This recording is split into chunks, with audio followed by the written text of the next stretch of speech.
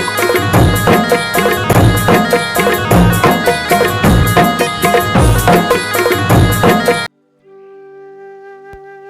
स्वागत है आप सभी का मेरे आज के नए व्लॉग में। मुझसे बड़े सभी लोगों को मेरा प्यार भरा नमस्कार, छोटों को प्यार और दुलार और मेरे साथ वालों को हेलो हाय। तो आज के व्लॉग का मेन टॉपिक है कि मम्मी ने तुलसी उद्यापन किया और किस तरीके से हमारे यहाँ पे तुलसी माता की पूजा की जाती है, उद्यापन किया जाता है, वो सब। तो कल शुक्रवार था और कल थी एकादशी, आज शनिवार, आज है द्वादशी। कल मम्मी का एकादशी का व्रत था और आज द्वादशी के दिन तुलसी माता का उद्यापन है। हमारे यहाँ पे ऐसा बोला जाता है कि तुलसी माता आज के दिन से मतलब उद्यापन के दिन से अपने ससुराल को चले जाती है।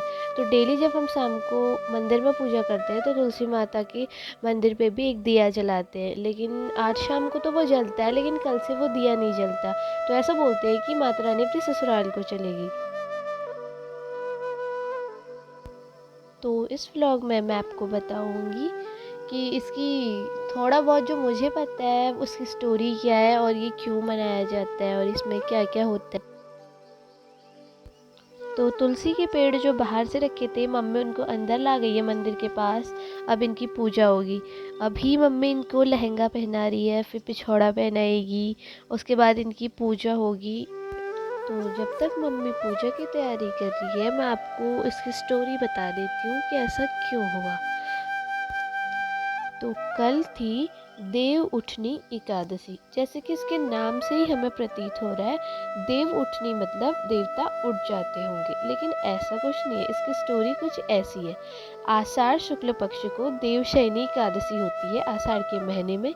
इस दिन भगवान विष्णु 4 महीनों के लिए योग निद्रा में चले जाते हैं और कार्तिक मास जो कि अभी चल रहा है, इस दिन होती है देव उठनी एकादशी। मतलब इसके बाद भगवान विष्णु एकादशी के दिन जाग जाते हैं और उनका विवाह तुलसी के साथ कराया जाता है, इसीलिए तुलसी की पूजा होती है।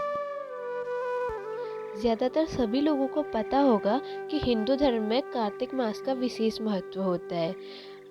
दीपावली की शुरुआत होती है कार्तिक के महीने में त्योहारों से, और फिर एकादशी आती है। मतलब इसके बाद फिर त्योहार आते रहते हैं।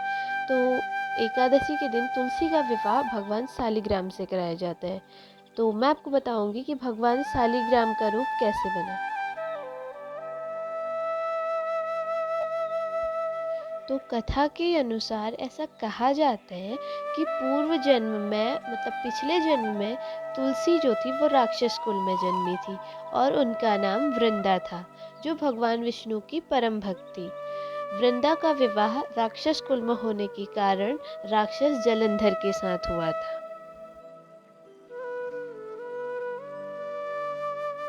तो जलंधर जब देवताओं से युद्ध कर रहा था, तो उस टाइम पे मतलब उस समय वृंदा अपने पति की जीत के लिए अनुष्ठान कर रही थी और उसने ऐसा संकल्प लिया था कि जब तक उसका पति युद्ध में जीत के नहीं आता तब तक वो मंदिर में बैठ के अनुष्ठान करते रहेगी और भगवान विष्णु की पूजा करती रहेगी।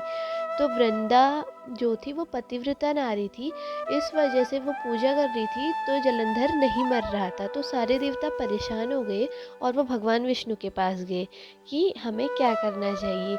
तो विष्णु ने फिर जलंधर का रूप बनाया और वो वृंदा के पास गए। तो वृंदा ने जब देखा कि उसका पति युद्ध से आ गया है, तो वो पूजा से उठ गई। जैसे ही वो पूजा से उठी तो देवताओं ने जलंधर का वध कर दिया। बाद में जब इस बात का पता वृंदा को चला, तो उसने भगवान विष्णु को श्राप दे दिया कि आप पत्थर के हो जाएं, और भगवान विष्णु पत्थर के हो गए। तो वही शालिग्राम का रूप है। और उसके बाद श्राप देने के बाद वृंदा खुद भी सती हो गई। तो वृंदा जब सती हुई तो उसकी जो राख बच गई, उस राख में से एक पौधा निकला जो तुलसी का पौधा था। तो ऐसी कुछ कथा मुझे पता है, मुझे नहीं पता सच में है क्या। मतलब बिल्कुल 100% श्योर मैं भी नहीं हूँ कि रियल में क्या हुआ था। तो इतना मुझे पता है, वो मैंने आपको बताया। तो ऐसे भगवान का शालिग्राम रूप हुआ। और भगवान शालिग्राम का विवाह तुलसी से इसलिए कराया जाता है क्योंकि शालिग्राम जो है वो विष्णु के रूप है। कथा को सुन के आपको पता चल ही गया होगा कि वृंदा ने उन्हें श्राप दिया था।